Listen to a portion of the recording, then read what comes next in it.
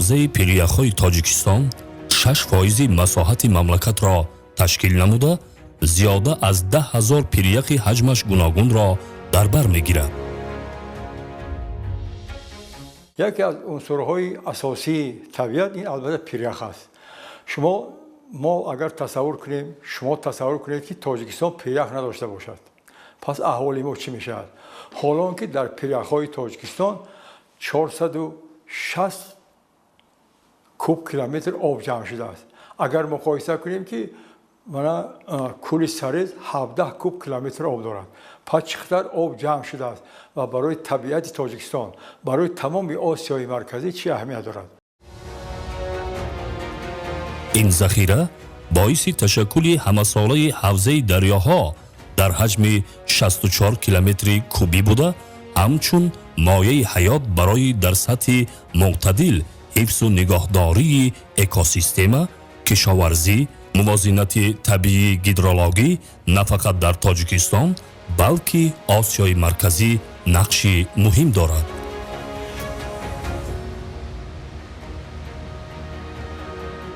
пиряхи ҷамъияти ҷуғрофӣ ҳамин гуна намои хеле зебо дорад ва вақте кас бо ҳаракат ва шакли ҷойгӯшавии пиряхҳо менигарад ва аз тариқи чӣ гуна ғизогирӣ он шинос мешавад, албатта дарк менамоем ки чакра чакра, қатра қатра дарёҳо ташаккул меёбанд. дар дарозии 25 километр мутаассил ҳамин гуна дарё аз қаъри пирях ташаккул меёбад ва яке аз шохоби асосии дарёи Ванҷоб мебошад. дар моҳи июл ва август бошад. дар ин ҷо истодан аллакай дигар мумкин нест, зеро маҷрои он ҳамин маконро пур мекунад. ва албатта дар чунин ҳолат мутмаин ҳам ҳастем ки ҳар як порча пирях ҳам барои дарё дар кор аст ва ҳамин гуна ғизо мегирад. пиряхи мазкур дар ҷумҳурӣ аз ҷиҳати масоҳат дар ҷои чаҳорум буда яке аз пиряхҳои калонтарини кишвар ба ҳисоб меравад. дарозии он 25 километр ва паҳноии он бошад 2,5 километрро дар бар мегирад. як хосияти хосаи пиряхи мазкур дар он аст ки болои онро қабати ғафси сангу шағал пӯшонидааст ва ин албатта сабаб ва хосияти худро ҳам дорад. вале шурӯъ аз 10-солаи охири асри 20 ва шиддати обшавии аз меъёр хеле зиёди пиряхҳо ва обхезию ҳодисаҳои табиӣ дар уқёнусу баҳрҳо ва ҳавзаи дарёҳо мафҳуми нав дар фанни иқлимшиносӣ, селҳои пиряхӣ ба вуҷуд омад. марказҳои илмӣ сабаби асосии обшавии кристалли яхро дар ҳавзаи пиряхҳо ба тағйири иқлим ва баланд шудани ҳарорат аз ҳисоби партови газҳои гулхонаӣ нисбат медиҳанд.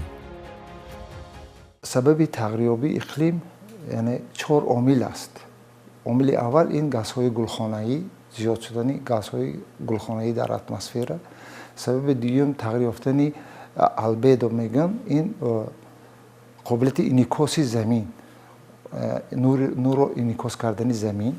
ва сеюм бошад ин тағйирёбии радиатсияи мустақими офтоб ва чорум аэрозолу ифлосиҳо ки дар атмосфера мавҷуд ҳастанд. ҳамин 4 омил муайянкунанда барои иқлим ба ҳисоб меравад.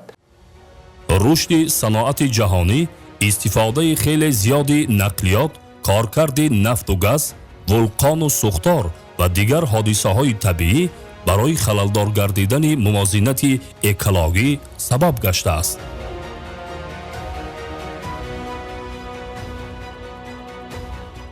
чунки газҳои гулхонагӣ ҳамон ранги гулхона аст. масалан парник мегӯям гулхона. вақте ки нури офтоб ба замин мерасад, сатҳи замин агар сафед бошад, фарз кардем, ҳамаи нурҳо гашта пароканда мешаванд, ба боло ба кайҳон мераванд. дар болои барф, дар болои ях масалан ин нурҳо гашта қафо мераванд. чӣ қадаре ки ҳамин нури рафтааст, агар сатҳ аз нури сафед аз сатҳи сафед фарқ кунад, сатҳи замин, ин фурӯбарӣ ба вуҷуд меорад. ҳамин гармие ки ҷисми аз қисми сафед фарқкунанда гармиро аз худ мебарорад, ба кайҳон меравад. пеш аз ба кайҳон рафтан аз атмосфера мегузарад ки дар он ҷо газҳои гулхонагӣ ҳастанд аз қабили гази оксиди карбон, метан, азон, буғи об. ин фурӯ мебарад, ҳамин гармиро инҳо фурӯ мебарад, барое ки дар ҳамун трезаи шаффофияти атмосфера аз 8 то 12 микрон дар он ҷо хатҳои фурӯбарии ҳамин газҳои гулхонагӣ мавҷуд ҳастанд. дар натиҷа ноаён бошад ҳам ҳолати фавқулодаи вайрон шудани мубодилаи моддаҳо дар фазои атмосферӣ гашта, ҳатто дар ҳарорати миёнаи Антарктида, Арктика ки ба 30-40 дараҷа хунукӣ баробар бошад ҳам табатҳои хеле сахти пиряхҳо об мешаванд.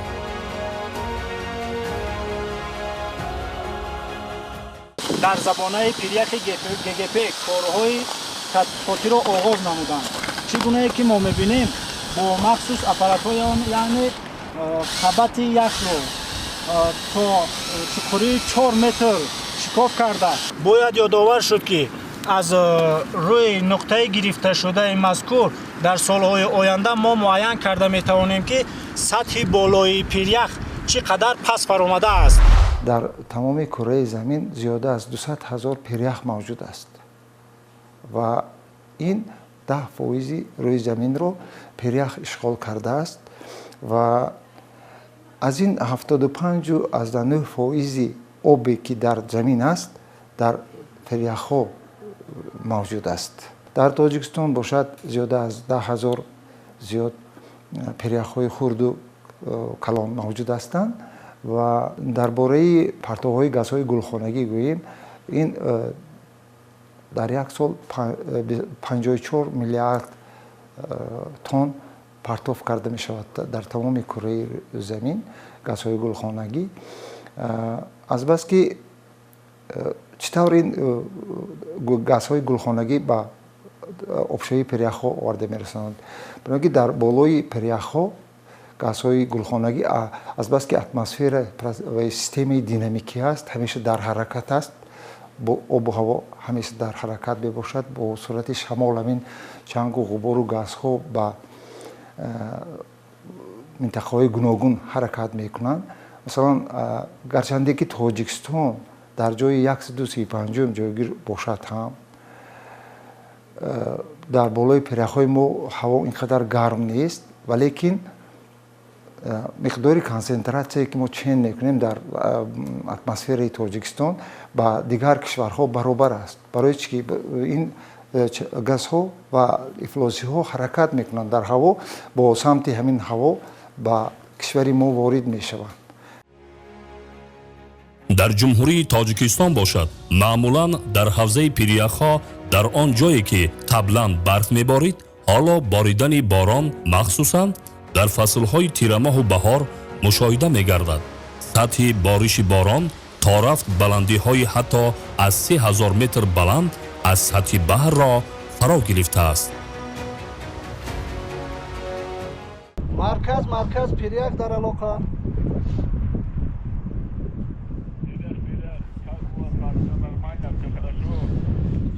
ҳамаш тибқи тартиб, мушкилӣ надорем.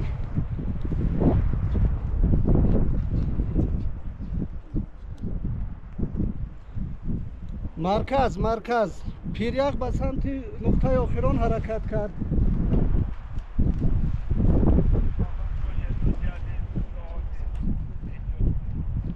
ташаккур дорам. аэрозолу хоку чанге ки ба Тоҷикистон ворид мешавад, ҳамаи ин ба обшавии тези пиряхҳо оварда мерасонад ва дар ин самт Тоҷикистон ҳозир қариб 98% иқтидораш аз нерӯи барқ истифода мекунад. мо дар ҷои шашум ҳастем ва агар мо нерӯгоҳи барқии роғунро пурра ба кор дарорем, мо дузина боло мешавем дар ин самти истифодаи энергияи сабз. ин имконият метиҳад ки бо саҳми Тоҷикистон зиёд шавад. экспедитсияи навбатии мутахассисон дар ҳавзаи дарёи Панҷ сурат гирифта. дар кӯҳнавардию омӯзиши пиряхҳо мавсими сафар вобаста ба ҳолати обу ҳаво бисёр муҳим мебошад.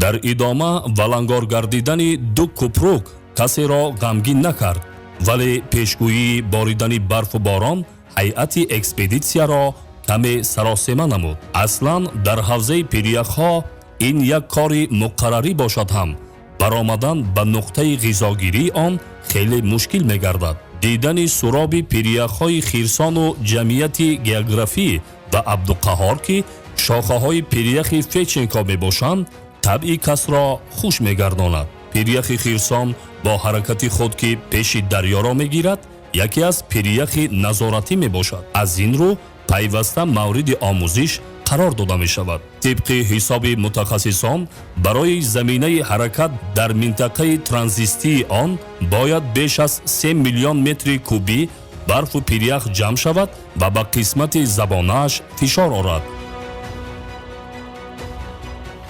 дар атроф боқимондаи ҳаракати пирях намоён аст.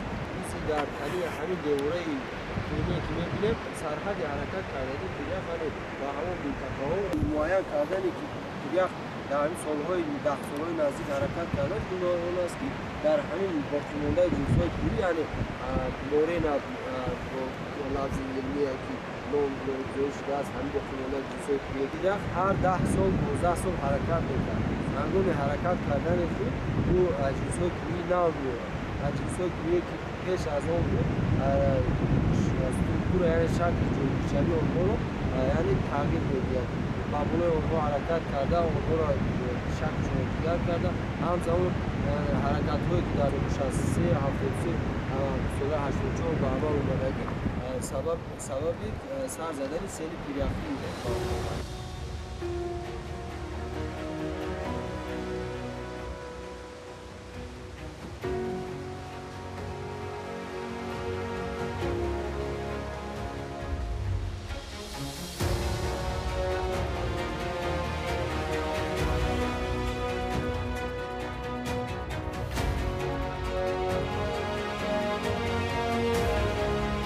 дар масоҳати қариб 10 гектар дар он ҷое забонаи пирях буду қисмати моренаи онро сарбандҳои аз ҳисоби ҳаракати пирях ба амал омада ҳамвор кардааст, анбӯҳи ҷангал рӯйдааст.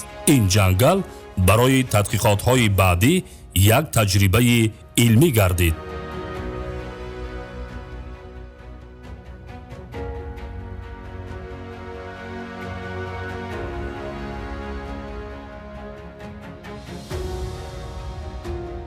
дар қисмати паллои пирях хирсон тафтишҳо хеле зиёд ҳастанд ва ҳатто барои кораи мушоҳидакории ҳайати гурӯҳ низ як хавфи эҳтимолӣ айни ҳол вуҷуд дорад, вале ба ҳар сурат корҳо идома доранд.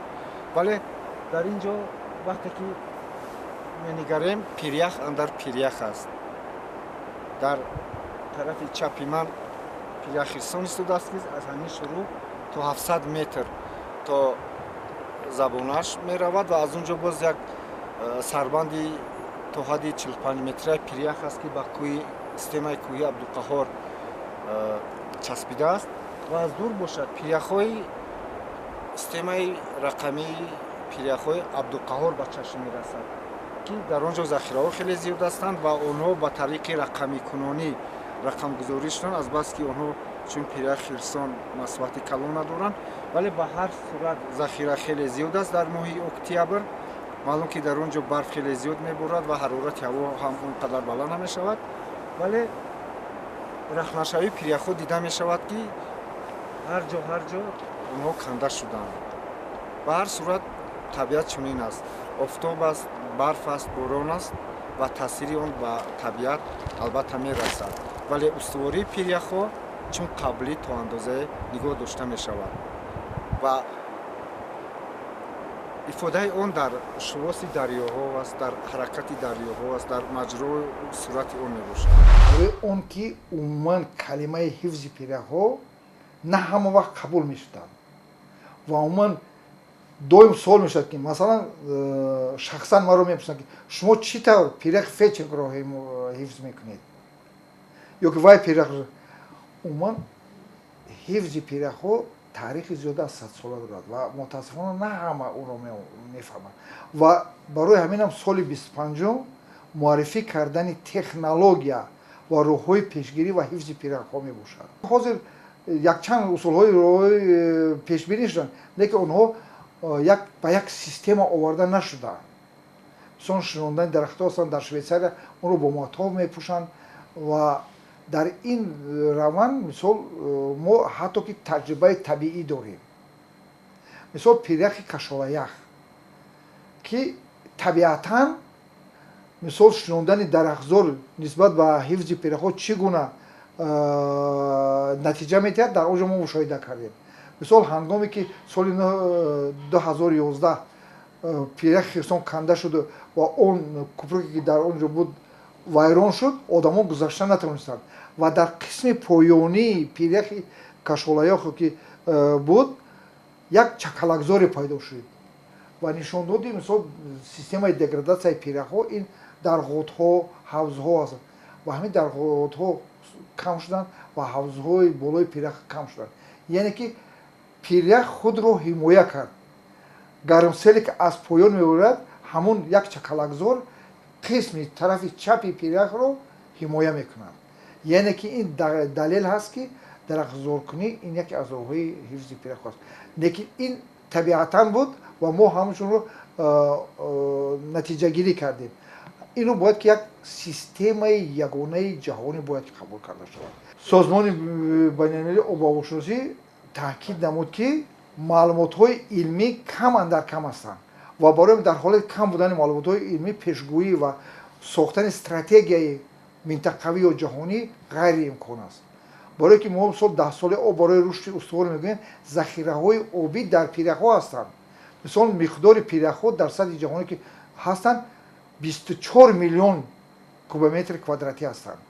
обҳои равон ҳамагӣ 1 миллион ҳастанд. яъне ки 24 маротиба пиряхҳо ҳастанд, лекин маълумот дар бораи онҳо мутаассифона вуҷуд надорад. мо ҳозир бо кор карда ҳастем оид ба пиряхҳои зеризаминӣ. ба пиряхҳои зеризаминро омӯхта истодем ва захираҳои обӣ дар пиряхҳои сангин омӯхта истодем ки ин ҳам захираҳои обӣ ҳастанд. мисол ҳатто марко поло ҳангоми сафар дар фасли собистон дарёҳои сероби тоҷикистонро мебинад, мегӯяд ки ин як муаммои биҳистӣ аст. чӣ хел дар африка, дар қитъаи африка ҳангоме ки тобистон аст, дарёҳо ҳамашон хушк мешаванд. дар ин ҷо баръакс дарёҳо сероб ҳастанд. ин муаммо чӣ бошад? танҳо ба ин суол соли 23 ҷавоб доданд.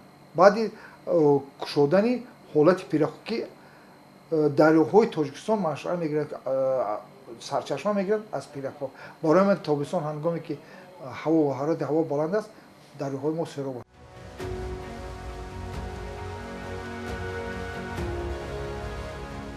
дар моҳҳои июл ва август сатҳи дарёчаи оби абдуқаҳор ва шухобе ки аз пиряхи хирсон ҳосил мешавад хеле баланд мешавад сатҳи он ва тақрибан то масофаи 80 метрро дар бар мегирад. айни замон шумо ба чӣ кор машғул ҳастед? айни замон чикане ки мебинем яхҳое ки дар ин ҷо ҳаст, ино яхҳои мурда ҳисоб мешаванд. яъне қисми яхе ки аз ҷисми асосӣ ҷудо шудааст, ин дар натиҷаи об шуда коҳиш ёфтани худи пирях як қисм ба қисм тарқишҳо пайдо мешавад. об шуда ҳамке яхҳо ба замин ба поён меафтанд ки дар натиҷаи обшавӣ ба дарё табдил мешавад. мо метавонем дар ин ҷо чӣ гуна худи ях дар тозагӣ будани онро муайян кунем. гарчанде айдур худи пирях бениҳоят ифлос, яъне рангаш сангреза дорад. ин сабабаш ҳамон ҷинсҳои кӯе ки дар муддати замон ҳамасола ба болои пирях мехобад, сабаби ҳамки гуногӣ ва тирарангӣ пирях. ногаҳон як пораи калони пирях аз танааш канда шуд ва ба болои мутахассисон сарозер шуд. хайрият касе осеб надид.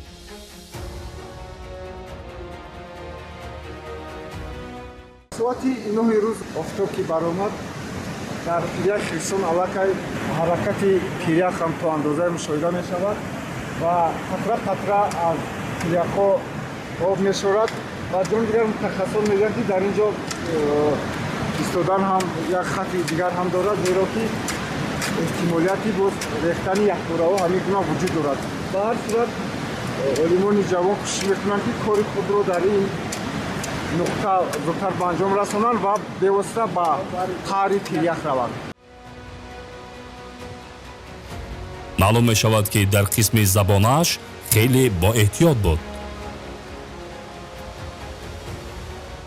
یکی از اصولهای عادی چین کردن صرفه آب یعنی در صحرا برای چین کردن از همه اصول عادی چین کردن صرفه آب در منطقه کوهی یعنی از چوبی عادی از یگان اشیایی که سبک است که برای آب می‌پردازیم یعنی درازی جای منطقه آب می‌گردیم یعنی چند متر درازی بعد پهنای میانه منطقه چین می‌کردیم.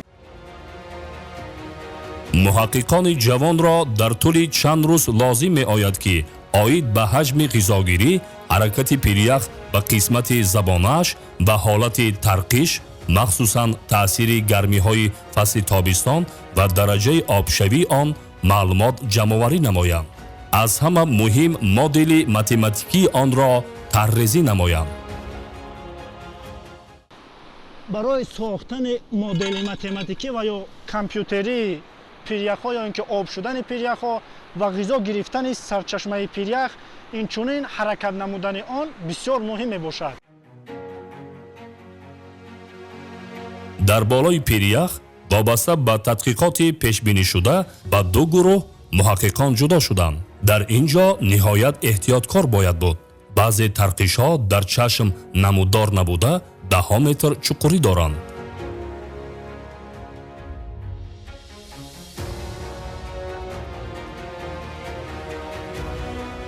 با تاثیر شعاع آفتاب بالای پیریخ بسا لغزانک شده و از ترقیش‌ها به ایست آب فواره می‌زند. در خط سیر معین شده دیگر راه رفتن ممکن نیست. پس گروه دیگر در کجا باشد؟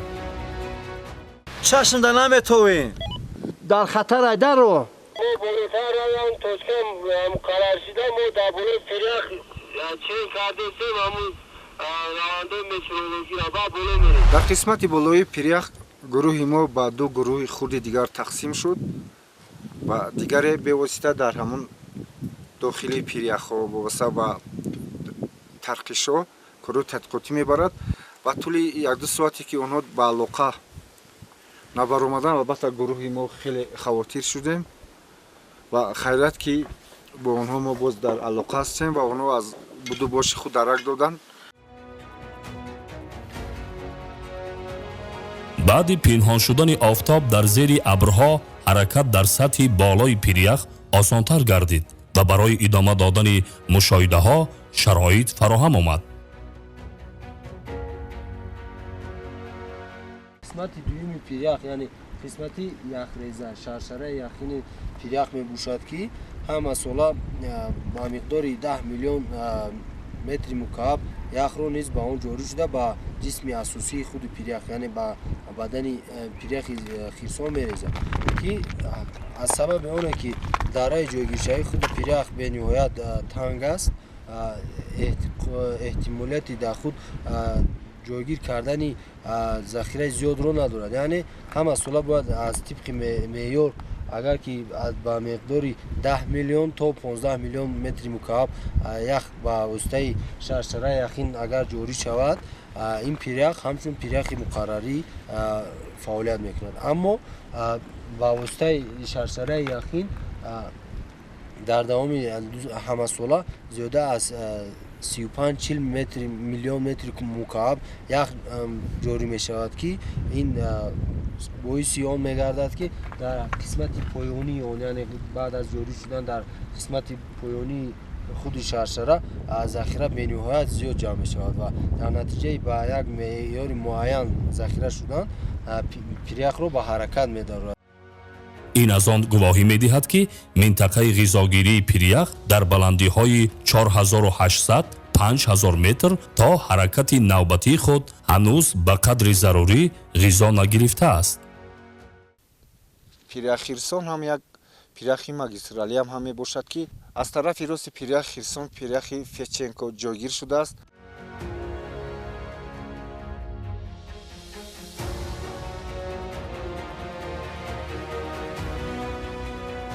тадқиқотҳои саҳроии гилятсиологӣ дар давоми 3 рӯз барои муайян кардани эҳтимоли ҳаракати навбатӣ, ҳолати ғизогирӣ, ақибнишинӣ, ҳарорати ҳаво, таъсири иқлим ба сатҳи онро дар бар мегирифт. дар идома бинобар хунук шудани ҳаво 7-8 километр поёнтар овардани хаймаҳо зарур шуморида шуд.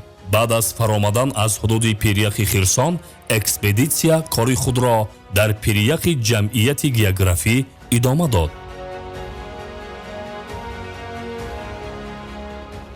тӯли чанд рӯзе ки мо дар пиряхи Хирсон будем, мутахассисон омӯзишҳои худро ба роҳ монданд, вале пиряхи Хирсон пиряхест ки паҳлӯҳои таҳқиқнашуда хеле зиёд дорад.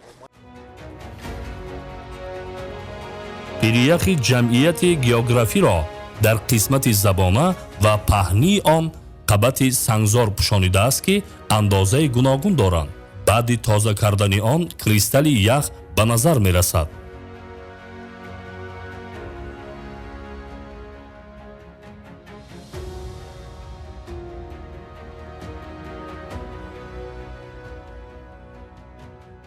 охирон маротиба соли 2001 ва соли 2002 дар натиҷаи дар қисмати болои он, яъне дар яке аз пиряхҳо, тӯли пиряхӣ, яъне ки дар болои он қарор дошт, сели ҳам тармавӣ, ҳам глисали, яъне ташкил шуд ки ин пиряхи мазкурро ба андозаи то 2.5-3 километр ба пеш ба ҳаракат даровад, ки айни ҳол пирях баъд аз ҳаракати он дар соҳили дарёи Абдуқаҳор қарор дошт, аммо дар давоми тадқиқоти пайҳами 3 соли аз тарафи мутахассисони маркази яхшиносӣ пирях ба андозаи 115 то 125 метр низ қафонишинӣ кардааст. ин даҳана бошад ба миқдори 50 метр 55 метр низ ақибнишинӣ кардааст. бинобар таъсири офтоб, кристалли ях ба обшавӣ сар намуд ки тақрибан аз ҳамаи забонааш мешорид. алҳол мутахассисон моделҳои гуногунро дар обшавии пиряхҳо истифода мебаранд ки баҳсҳо дар доираҳои илмӣ кам нестанд. яке моделсозӣ дар иқлимшиносиро муҳим мешуморад, дигаре сатҳи пиряхро бозгӯи воқеият медонад, севумӣ бошад сатҳи ҷоришавии дарёҳоро беҳтар мешуморад. дар ҳама сурат коркарди ҳамаи маъхаз ва нишондодҳо зарур асту дар ин кор муқаррар намудани ченаки ягона роҳи ҳалли масъала буда наметавонад. зеро таъсири иқлим ва гармшавӣ боз бо даҳҳо ҳодисаҳои табиии дигар алоқаманд асту фазои атмосферии сайёра бошад ҳарими дахлнопазир мебошад. яке аз омилҳое ки ба обшавии пиряхҳо таъсир мерасонад, ин ҳамон воридшавии чангу ғубор аст. афсӯс ки мо дар ҳамин тасмаи чангу ғубор ҷойгир ҳастем ки дар он ҷоҳо зиёда аз 10 биёбони бузурги замин, сайёраи замин ҷойгир аст. африқои шимолӣ сар карда то тоҷикистон, ин якчанд ҳамон биёбонҳое ки дар он ҷо чангу ғубор пайдо мешаванду ба тоҷикистон ворид мешаванд, аз ҷумла ба Осиёи марказӣ. мо дар 40 соли охир омӯхтем ҳарорат ва боришот дар ҳамин Осиёи марказӣ, давлатҳои Осиёи марказӣ чӣ тавр тағйир ёфтааст, ҳам дар биёбон, ҳам дар пойтахтҳои ин кишварҳо, ҳам дар баландкӯҳҳо, масалан пиряхи Октябру, пиряхи Паридорро мо омӯхтем. мо муайян кардем ки дар 40 соли охир бемайлон ҳарорати ҳаво зиёд шуда истодааст, гармшавии иқлим ба қайд гирифта шудааст ва боришот кам шуда истодааст.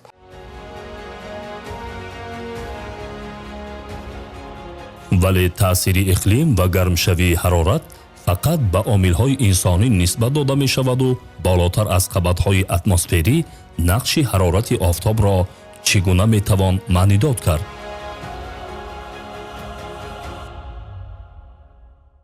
давраҳое аст ки ба ҳамун фаъолияти мадории замин вобастагӣ дорад.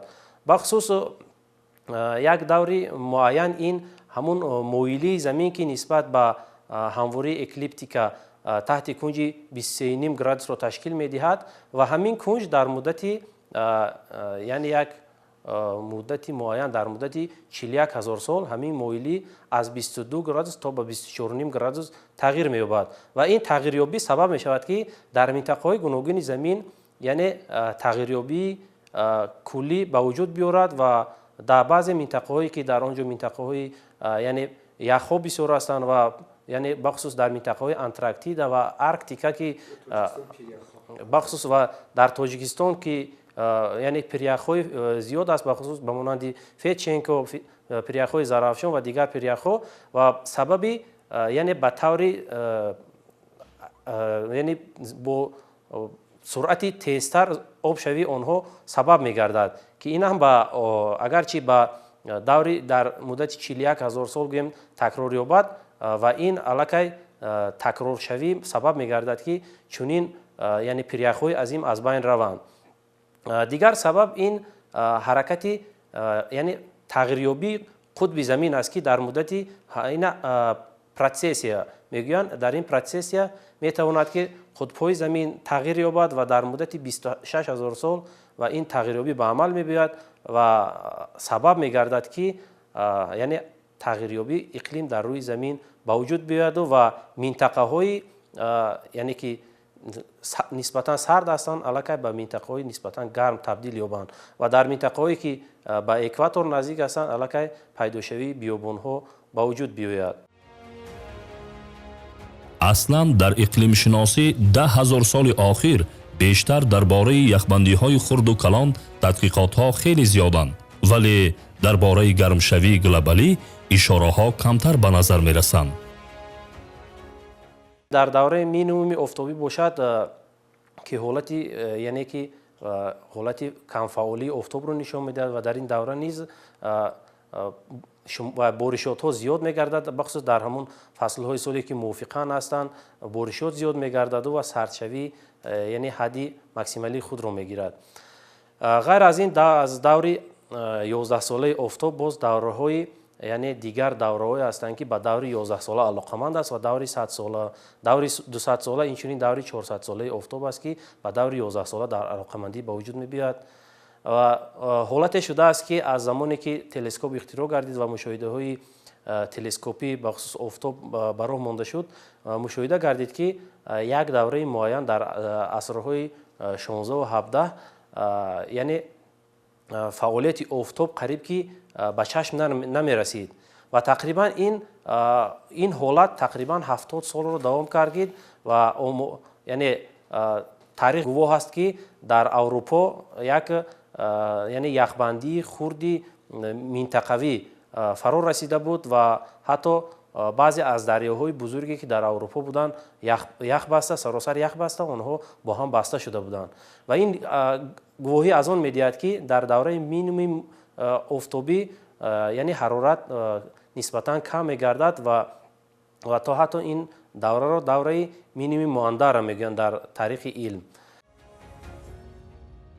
алҳол барои олимону мутахассисон сабабу омили гуногунро баррасӣ кардан вақт ҳатто имкон намедиҳад, зеро сабабу фарзия зиёд асту вале дар пеши чашмон пиряхҳои ҷаҳон ки ҳавзаи пиряхҳои Тоҷикистон як ҷузъи муҳими он ба шумор мераванд, то рафт сатҳи худро коҳиш медиҳанд.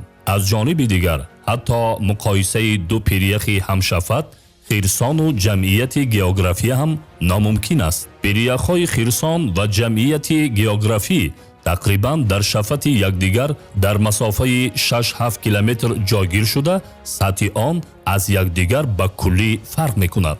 дар ин ҷо муаммое вуҷуд надорад, вале сабабашро фақат рабт додан ба ҳаракати пиряхи хирсон кам аст.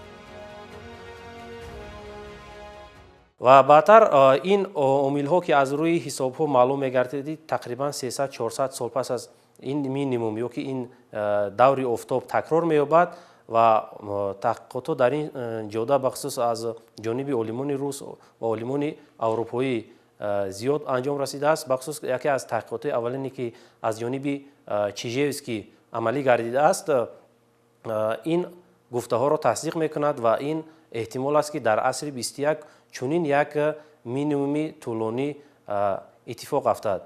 ва чунин иттифоқафтӣ яъне ба вуҷудоии чунин давраҳои минимуми офтобӣ аз он шаҳодат медиҳад ки яъне ҳарорат бояд тадриҷан кам гардад ва аз рӯи гуфтаҳо аз рӯи таҳқиқотҳои олимон бар он назаранд ки агар чунин минимуми муандара боз такрор ёбад ҳарорати яъне миёнаи сайёра ба 0,1 то ба 0,3 градус яъне паст мегардад.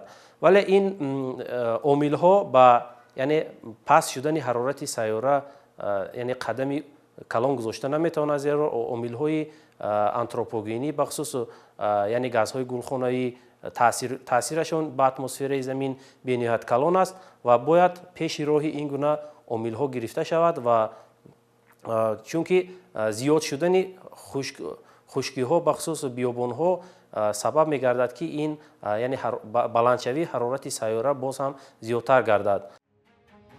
пиряхи ҷамъияти географӣ дар оянда ба омӯзиши бештар ниёз дошта хусусиятҳои хосаи худро дорад. сарфи назар аз ақибнишинӣ, кристалли яхи қисмати забонааш устувор аст. пештара пиряхона ана ҳамон территория дадем. аз тариқи пиряхи ҷамъияти географӣ яке аз роҳҳои осони хатсайр ба пиряхи феченко мебошад. ҳавзаи дарёи ванҷо бо 291 пирях бо масоҳати 353 километри мураббаъ яке аз ҳавзаҳои калони минтақаи помири ғарбӣ ба ҳисоб рафта, тағйири иқлим таҳдиди хеле ҷиддӣ ба ин ҳавзаи пиряхҳо ба шумор меравад. 2 метр و 37 سانتیمتر همه جای چخوریه که یعنی سطح دریای ما حاضر 2 متر 37 سانتیمتر چخور بوده. از مشاهده ما معلوم شد که 4-5 ساله اخیر یعنی ماه ایول 24 ایول از همه یعنی سطح آب از همه چی بلندترینش یعنی 4 متر و 22 سانتیمتر از همه جای چخوری دریای ونج بود. یعنی این مشاهده کرد که 292 متر کوبی یعنی آب از در یک سکوند میگذرد از اینجا. این سالهای 2015 معلوم گشته بود که یعنی در یک سکوند این تا 303 متر کوبی میگذشت و از سال 2015 این جانب این آب خیلی مشاهده نشان دادگی نبود و این سال باشد یعنی تا 298 متر کوبی در یک سکوند این آب میگذشت. барф меборад, вале ин боришот дар рӯзҳои охири фасли тобистон аст. дар баландии қариб 4000 метр аз сатҳи бар то рафт ҳаво сарду обҳо ях бастанд. чунин ҳодиса борҳо дар баландии 5200 метр дар пиряхи зулмарти шарқӣ мушоҳида шудааст. ҳамасола дар ин мавзеъ экспедитсия дорем, чунки дар инҷо дар як пиряхе ки бо рақами 139 ишора шудааст ва мо онро номгузорӣ кардем зулмарти шарқӣ барои он ки ин пирях дар қаторкӯҳи зулмарт ҷойгир шудааст. аз амин ҳисоб зулмарти шарқӣ онро номгузорӣ кардем. ҳаҷми умумии ин пирях 0,056 километри кубиро ташкил медиҳад. пиряхшиносӣ илми муосир аст ва бисёр паҳлӯҳои норӯшан дорад ки муҳаққиқонро барои омӯзиши бештар ҳавасманд месозад. ҳоло олимони марказ ба омӯзиши манбаъҳои яхбандии абадӣ яъне пиряхҳои зеризаминии ҳудуди Тоҷикистон оғоз намуданд ки дар ин самт дар водии Бартанг ҳудуди Кӯли Сарез ноҳияи Мурғоб тадқиқотҳо сурат гирифтанд.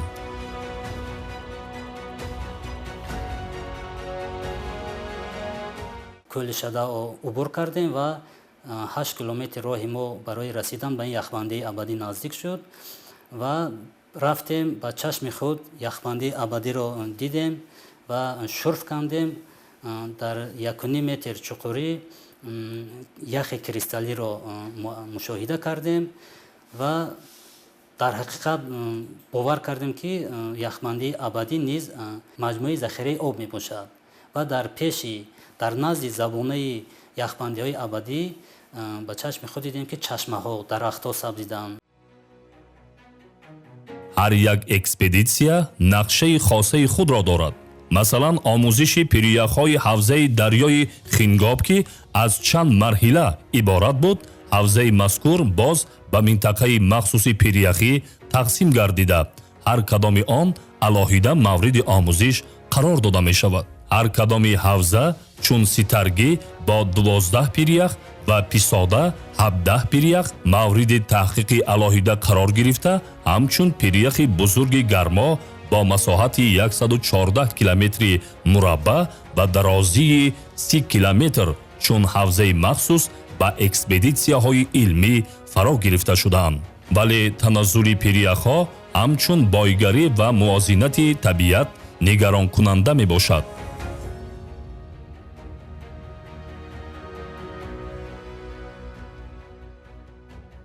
تابستان سال 2022 پیریخ گرما با 500 متر به پیش حرکت کرده است. سالهای اخیر پیریخ گرما تقریبا 6 کیلومتر پیریخ گرما عقب نشینی کرده است، آب شده ایستاده است. مثل پیریخ گرما از شاخه های عبارتند که آنها نیز حرکت کننده هستند و علاوگی بر حجم پیریخ گرما آنها با مساحت زیاد. بلوی دریای خینگوب اومن دریای خینگوب که در حدود تاجیکستان باشد. این یک دریای خیلی هم از نقطه نظر علمی با ما ضرور است.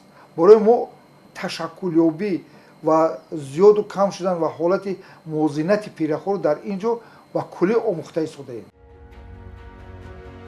حالا محققان از شعبه مانیتورینگ پیریخ‌ها، کریوسفера و گلیاتسیولوژی مرکز آموزش پیریخ‌ها خسرو کابوتوف و حافظ نوروزشاев در حوزه دریای غوند مشغول تهیه برای اسناد بالانس ماسا یعنی موازنت پیریخ در منطقه اکومولیاسیونی یعنی منطقه جمع‌شوی پیریخ می باشند. در بازگشت معلوم که از کار امروزه ممنونند و رفتن تا خیمه ها برایشان خود یک استراحت دیگر است. ولی در ادامه روز دیگر آنها دستگاه و تجهیزات وزنش زیادی را تا بالا برداشته آوردند. در این بلندی قریب 5000 متر از سطح بر راهگردی مقرری خود برای اکثر مشکل و یک نوع خطر هم دارد. ولی قبلا در مرکز هر یک کارمند از لحاظ روحی و جسمانی آماده می شود.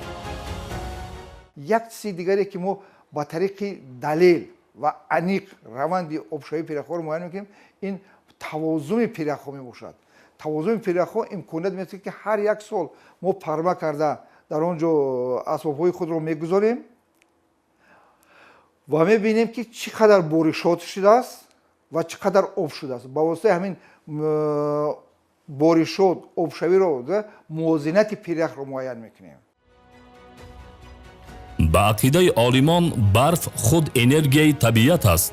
روندهای زیاد با طفیل باریدن برف در قبط بالا و زیر زمین روی میدهد که باعث تشکل پیریخ و چشمه و روند معتدل حیات در طبیعت میگردد.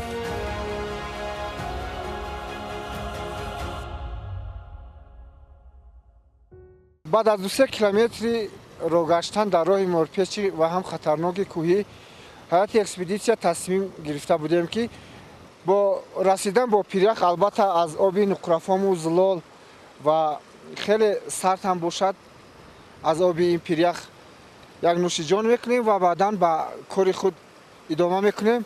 الحال البته از آب پیریخ می نوشیم. خیلی طعمی با مزه است، خیلی لذیذ هم است و بیهوده نیست که آب پیریخ‌های کوهستان ما رو میگویند که آب معالجوی هم باشد.